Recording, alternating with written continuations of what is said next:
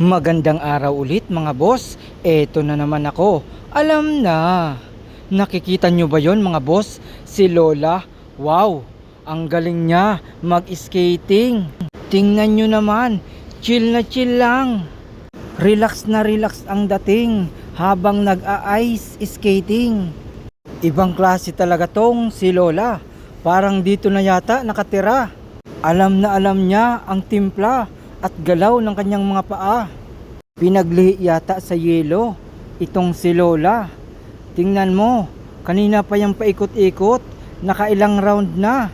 Pero baliwala lang sa kanya. Ayan o, partida, nasa likod pa yung mga kamay. Yung kanyang mga kasama, nakakaisang ikot pa lang. Pero siya, mukhang nakasampu na. Sa bilis ba naman niya? Itong si Lola, pwede ng panlaban sa Olympic Senior Division. Iba ka talaga Lola. Tingnan nyo naman yung galaw niya. Ayan na naman siya. Chill na chill. Relax na relax. Mapapasana all ka na lang sa galing niya sa skating. Ayun oh. Ang bilis talaga nitong si Lola.